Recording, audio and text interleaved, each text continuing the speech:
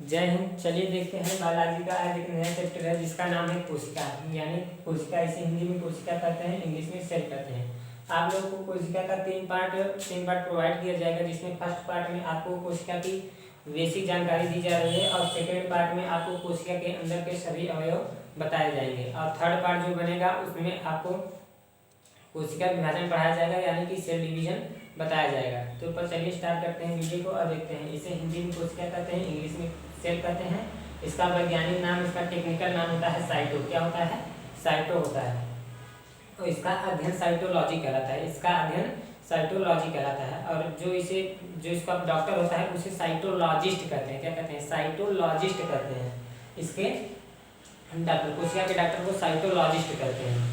बात की जाए सर्वप्रथम कोशिका की, तो सर्वप्रथम कोशिका की खोज रॉबर्ट हुक ने किया था। किसने किया था? रॉबर्ट हुक ने किया था सन 1665 ईस्वी में। सर्वप्रथम कोशिका की खोज रॉबर्ट हुक ने सन 1665 ईस्वी में किया था। लेकिन इन्होंने मृत कोशिका की खोज की थी। कैसी कोशिका थी? जो इन्होंने कोशिका खोजा था वह कोशिका मरी हुई थी, मृत कोशिका की खोज की थी। अगर वहीं पर बात की जाए जीवित कोशिका की खोज, तो जीवित कोशिका की खोज एंटोनी वान लीeuwenhoek ने किया था। किसने किया था? एंटोनी वान लीeuwenhoek ने किया था। अब भैया इनका तो काम हो गया। अब वहीं पर आए स्लाइडेन एवं स्वान नाम के दो वैज्ञानिक आए। स्लाइडेन एवं स्वान नाम के दो वैज्ञानिक आए। इन्होंने कहा कि हमारा जो शरीर कोशिकाओं से मिलकर बना हुआ है। हमारा शरीर कोशिकाओं से मिलकर बना है। इन्होंने स्लाइडेन एवं स्वान नाम के दो वैज्ञानिक आए, कोशिका का सिद्धांत दिया और कहा कि हमारा जो शरीर है वो कोशिकाओं से मिलकर बना हुआ है। अगर वहीं पर बात की जाए केंद्रक की, तो केंद्र कोशिका के अंदर केंद्रक होता है और केंद्रक की खोज रॉबर्ट ब्राउन ने किया था। किसने किया था? केंद्रक की खोज रॉबर्ट ब्राउन ने किया था। अब बात करते हैं विश्व में सबसे बड़ी कोशिका और विश्व में सबसे छोटी कोशिका। अगर विश्व में सबसे बड़ी कोशिका देखेंगे तो विश्व में सबसे बड़ी कोशिका शुतुरमुर्ग जो होता है, शुतुरमुर्ग के अंडे की होती है। विश्व में सबसे बड़ी कोशिका शुतुरमुर्ग के अंडे की होती है। और वहीं पर देखा जाए तो सबसे छोटी कोशिका माइकोप्लाज्मा की होती है। विश्व में सबसे छोटी कोशिका माइकोप्लाज्मा की होती है और विश्व में सबसे बड़ी कोशिका शुतुरमुर्ग के अंडे की होती है। माइकोप्लाज्मा की कोशिका सबसे छोटी कोशिका होती है।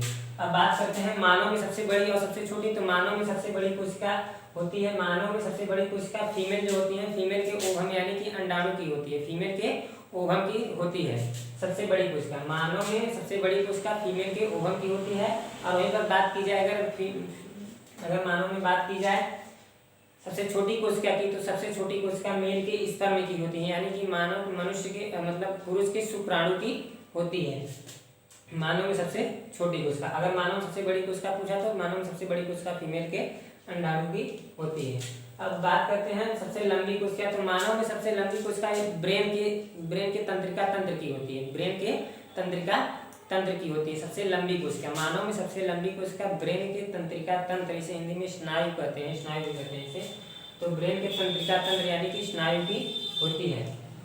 न्यूरॉन, यह जो होता है न्यूरॉन टिश्यू जो होता है, न्यूरॉन सेल होता है, इसमें किसी भी प्रकार का सेल डिवीजन नहीं होता, कोशिका विभाजन नहीं होता।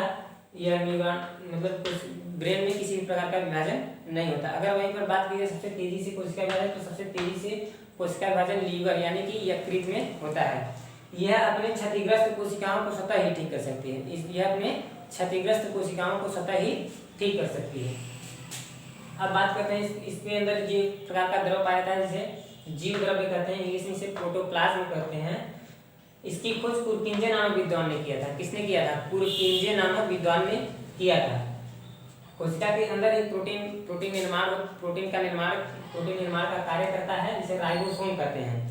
तो प्रोटीन की फैक्ट्री, कोशिका के अंदर प्रोटीन की फैक्ट्री राइबोसोम को कहा जाता है।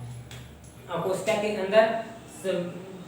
अंदर जो शक्ति, जो पावर बनाता है, ऊर्जा बनाता है, तो कोशिका का शक्ति गृह माइटोकॉन्ड्रिया को कहते हैं, माइटोकॉन्ड्रिया को कहते हैं।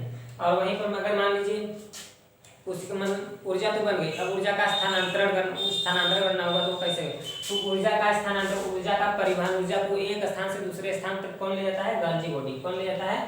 Golgi body. इसे कोशिका का परिवहन कहते हैं।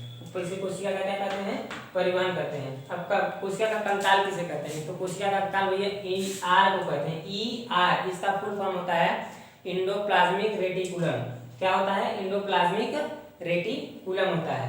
यह कोशिका को पिचकने से बचाता है। क्या होता है? कोशिका को पिचकने से बचाता है इंडोप्लाज्मिक रेटिकुलम। कोशिका के अंदर का कोशिका के अंदर केंद्रक पाया जाता है जिसे ब्रेन ऑफ द सेल कहते हैं। कोशिका का ब्रेन कहा जाता है केंद्रक को। यह कोशिका को क्या करता है, नियंत्रित करने का कार्य करता है। क्या करता है, नियंत्रित करने का कार्य करता है। उम्मीद करता हूँ कि आप लोग को समझ में आ गया होगा। दोनों आप लोग इसकी स्क्रीनशॉट ले लीजिए।